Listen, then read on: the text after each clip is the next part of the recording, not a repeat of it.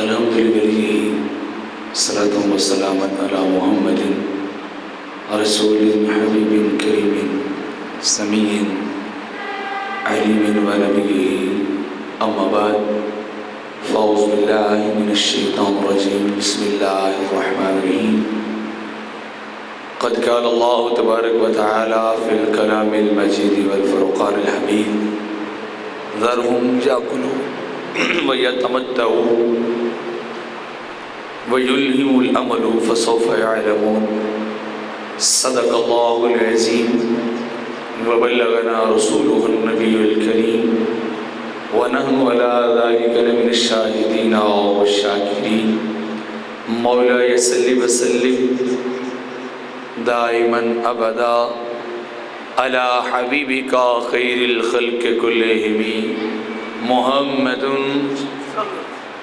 سید الکونین والثقلین والفریقین من عرب ومن عجمی ہزار بار بشوی امدان مجھ کو گلاب ہنوز نام تو گفتن کمال بھی ادبیس حمد و صلاة کے بعد عواب زی وکار اللہ رب العزت مالک جل وعلا کی لارے بیب کتاب قرآن مجید فرقان حمید کا مختصر حصہ تلاوت کرنے کا شرف عظیم حاصل کیا.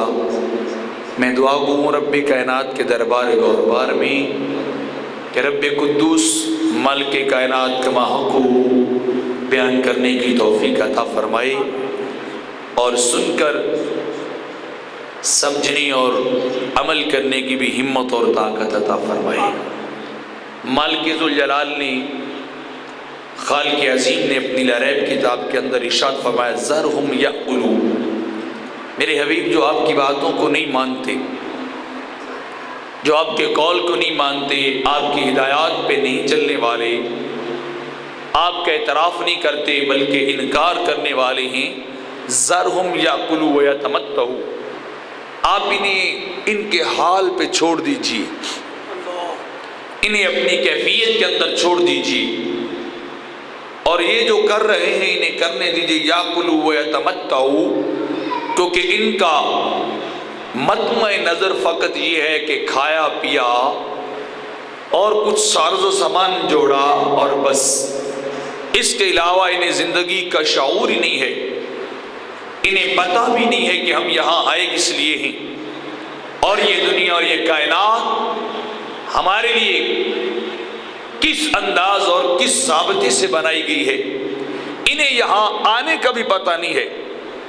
بس ان کی زندگی تو جانوروں کی طرح ہے، کھانا پینا اور خواہشات کے پیچھے لگنا. بس آپ انہیں چھوڑ دیجئے یہ جو کچھ کر رہے ہیں اور انہیں کرنے دیجئے. وَيُلْهِمُ الْعَمَلِ، اور انہیں اپنی خواہشوں کے پیچھے خواہشوں مشغول رہنے دیجئے. فَسَوْفَ يَعْلَمُونَ، میرے حبیب یہ ان قریب جانیں گے اس طرز حیات کا نتیجہ کیا تھا.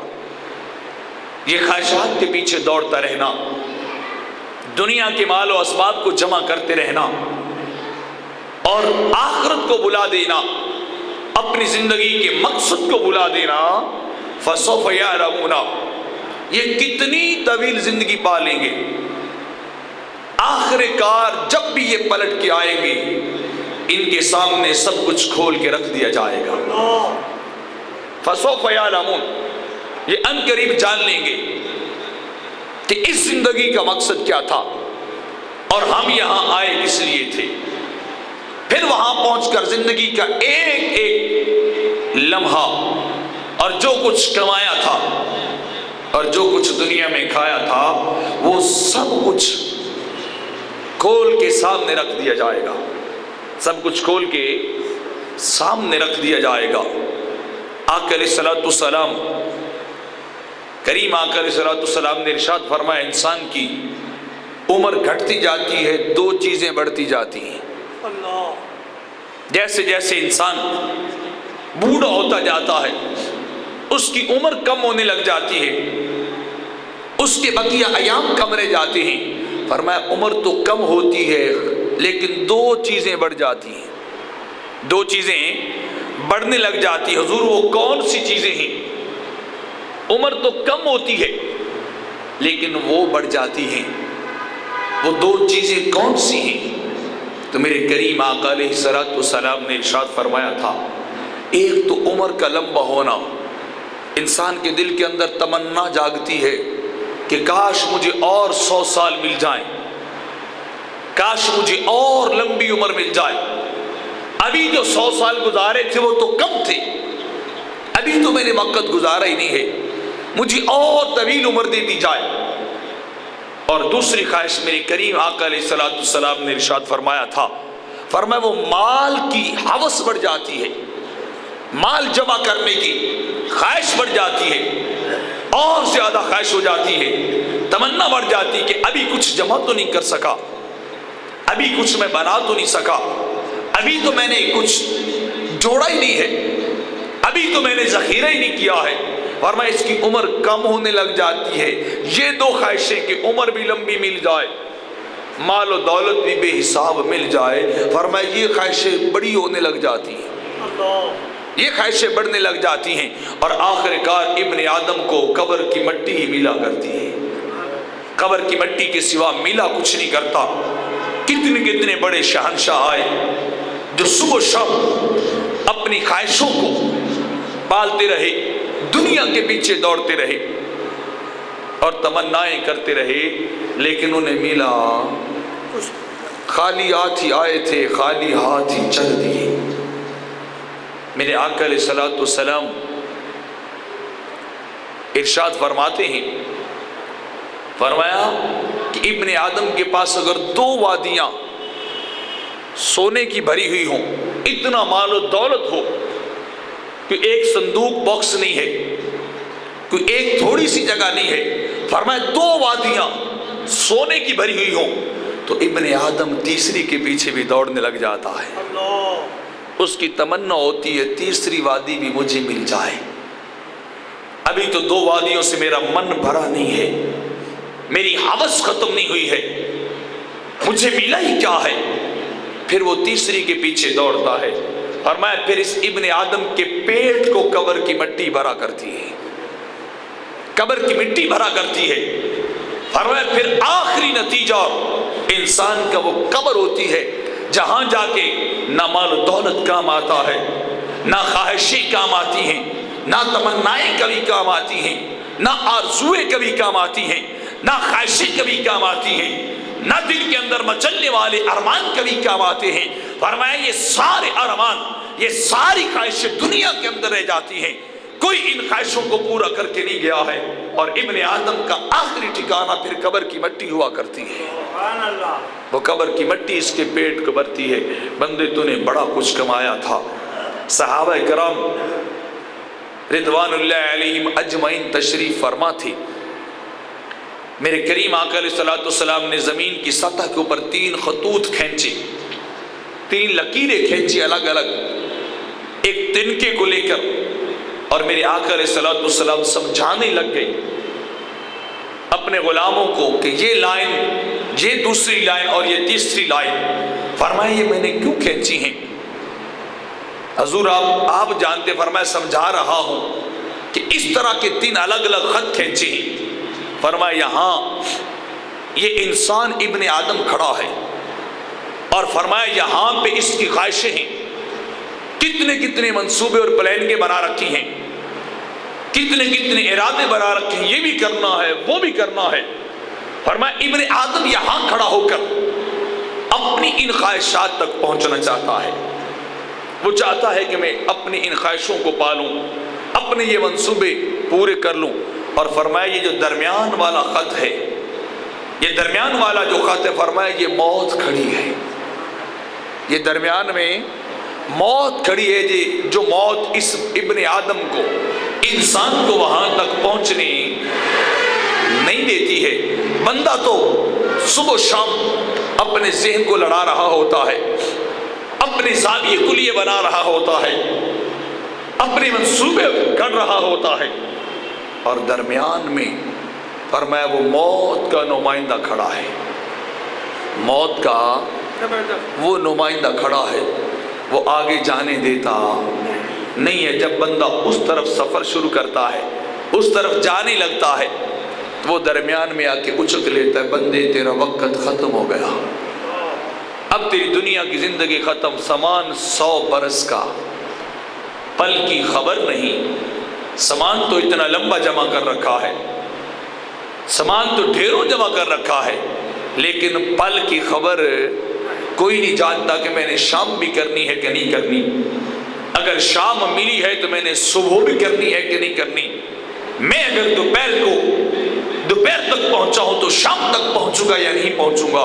فرمایا کوئی جانتا نہیں ہے، کسی کو پتا بھی نہیں ہے. ام الولید بنت عمر رضی اللہ تعالی عنہا صحابیہ ہے، بیان کرتی ہیں میرے آقا علیہ الصلوۃ والسلام ایک دن تشریف فرما لائے تو لوگوں سے خطاب فرمانے لگے، لوگوں تم اللہ سے حیا نہیں کرتے ہو، تم اللہ سے حیا نہیں کرتے ہو، تم حیا نہیں کرتے. مسلمانوں نے عرض کی حضور اے اللہ کے نبی ہم حیا کس طرح نہیں کرتے، ہم تو اللہ سے ڈرتے بھی ہیں، اس سے حیا بھی کرتے ہیں، اور حد الامکان کوشش بھی کرتے ہیں کہ اللہ سے حیا بھی کرتے رہے، اللہ سے ڈرتے بھی رہے. تو میرے آقا علیہ الصلوۃ والسلام نے فرمایا حیا جو تم سمجھ رہے ہو میں اس کی بات نہیں کر رہا، میں وہ بیان نہیں کر رہا. میرے کریم آقا علیہ الصلوۃ والسلام نے فرمایا پہلی بات یہ ہے کہ تم وہ مال جمع کرتے ہو جسے تم کھا بھی نہیں سکتے ہو. اتنا مال جمع کر لیتے ہو جس کے کھا لینے کا تمہیں خود بھی یقین نہیں ہے، تمہیں اعتبار بھی نہیں ہے کہ اتنا مال ہم کھا سکتے ہیں یا نہیں کھا سکتے. فرمایا اتنا مال جمع کر لیتے ہو اور مکان ایسے ایسے بناتے ہو جن میں رہنے کا خود تمہیں بھی اعتبار نہیں ہے. مکان تو تم نے 100 برس کا بنا لیا، لینٹر چھت اور اینٹیں وہ استعمال کر لی کہ مجھے دوبارہ مکان کو چھیڑنا نہ پڑے. شاید میں نے یہاں عبدالآباد تک رہنا ہے، یہاں میں نے ہمیشہ رہنا ہے. فرمایا مکان اس طرح کے بناتے ہو کہ جن مکانوں کے اندر رہنے کا خود تمہیں بھی یقین نہیں ہے، تم مکان ایسے بنا رہے ہو. اور فرمایا ان چیزوں کی امیدیں رکھتے ہو، ان کی خواہشیں پالتے ہو اپنے دلوں کے اندر، اپنے قلوب اور اذہان کے اندر. ان چیزوں کی خواہشیں تم بنا کے پھرتے ہو، خواہشوں کے تم نے بت بنائے ہوئے ہیں، ان کی پوجا میں لگے رہتے ہو. اور فرمایا خواہش ان چیزوں کی ہے جن کو تم کبھی پا بھی نہیں سکتے ہو، جن کو تم کبھی پا بھی نہیں سکتے ہو. ایسی ایسی چیزوں کی خواہشیں کرتے ہو. مکان ایسا ہونا چاہیے، چیزیں ایسی ہونی چاہیے، غلہ اور اناج اس کے ڈھیر لگے ہونے چاہیے، وہ مجھے اتنا مل جائے تو میری زندگی آسان گزر جائے گی. اور فرمایا ان کے پیچھے دوڑ رہے ہو جن کے ملنے کا تمہیں بھی یقین اور اعتبار نہیں ہے. فرمایا میں اس حیا کی بات کر رہا ہوں کہ تمہارے اندر سے خواہشیں بروبر کے اچھل اچھل کے باہر آ رہی ہیں. اور حضرت علی رضی اللہ تعالی عنہ ارشاد فرماتے ہیں، فرمایا لوگوں میں تم پر 2 چیزوں کا بڑا خوف رکھتا ہوں. شیر خدا رضی اللہ تعالی عنہ آپ ارشاد فرماتے 2 چیزوں کا خوف مجھے لوگوں سے رہتا ہے. لوگوں نے پوچھا جی وہ کون سی 2 خواہشیں ہیں؟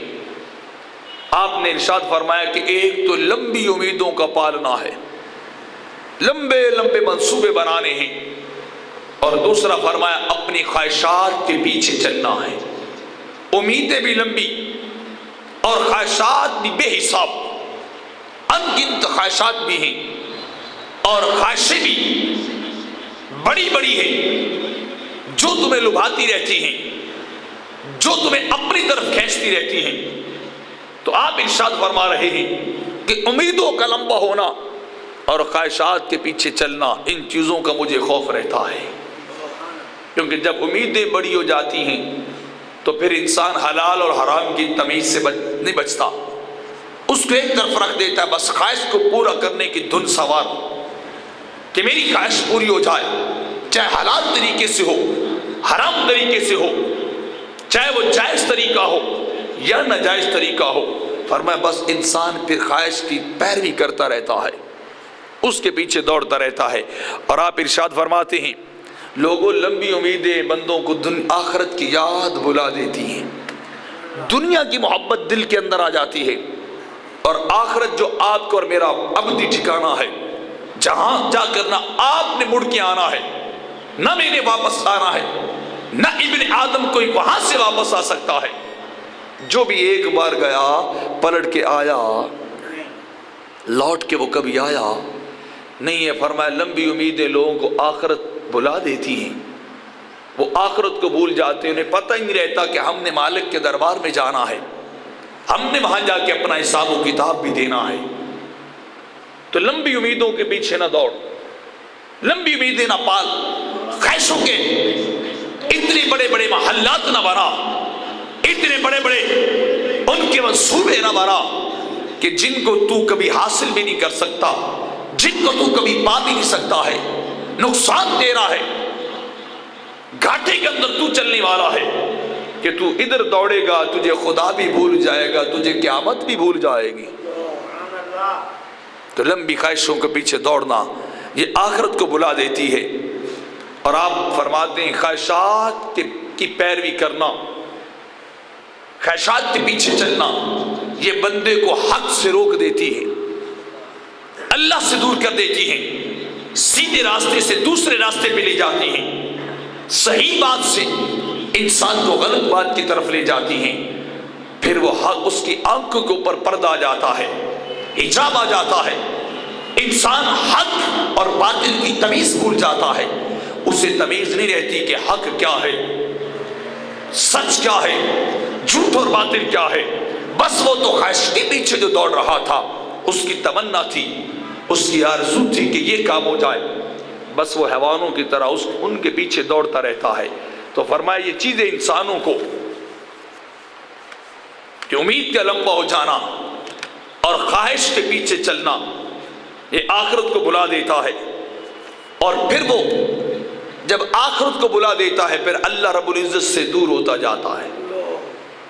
اور آپ ارشاد فرماتے ہیں آگے کہ لوگوں تم دنیا کے پیچھے دوڑ رہے ہو، دنیا تم سے منہ پھیر کے بھاگی جا رہی ہے، تم دنیا کے پیچھے ہو اور دنیا منہ پھیر کے تم سے بھاگی جا رہی ہے، وہ تمہارے ہاتھ بھی نہیں آ رہی، وہ دیکھ محبوبہ کی طرح تمہیں نچاتی پھر رہی ہے، تمہیں جگاتی پھر رہی، نہ تمہیں دن کا پتہ ہے، نہ تمہیں رات کا پتہ ہے، نہ تمہیں آرام کا پتہ ہے، بس دنیا دنیا کرتے پھر رہے ہو۔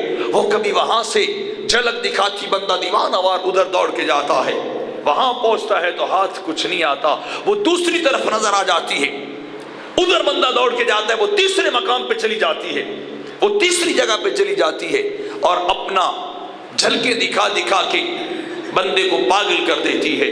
بندہ پھر نہ رب کا رہتا ہے نہ آخرت کا رہتا ہے، کوئی چیز حاصل بھی نہیں ہوتی، حتیٰ کہ پھر دنیا سے جاتا ہے تو خالی ہاتھ لے کے جاتا ہے۔ سکندر ذوالقرنین نے کہا تھا لوگوں جب مرنے لگا تو میرے کفن سے دونوں ہاتھ باہر نکال دینا۔ لوگوں نے پوچھا بادشاہ، سکندر سے پوچھا بتاؤ کیا کرنا چاہتے ہو؟ لوگوں کے ہاتھ تو ان کے جسموں کے ساتھ لمبے کر دیے جاتے ہیں، اور تم کہتے ہو کہ جب مر جاؤں تو کفن سے دونوں ہاتھ باہر نکال دینا، دونوں ہاتھ باہر نکال دینا۔ تو کہنے لگا بتلانا یہ چاہتا ہوں، لوگوں کو میسج یہ دینا چاہتا ہوں، پیغام یہ چھوڑنا چاہتا ہوں آخری وقت کہ لوگوں جو دنیا روئے زمین کا بادشاہ تھا، جب وہ چلا تو اس سے کچھ نہ ملا، اس کے پاس کچھ نہیں تھا، جو پوری روئے زمین کا بادشاہ تھا۔ بتلاؤ جو اتنا بڑا بادشاہ وہ کچھ نہیں لے کے گیا تو یہ تھوڑی تھوڑی جگہ کے مالک کیا لے کے جانے والے؟ یہ دنیا کی بے ثباتی ہے، یہ دنیا اور خواہشوں کا انجام یہ ہے کہ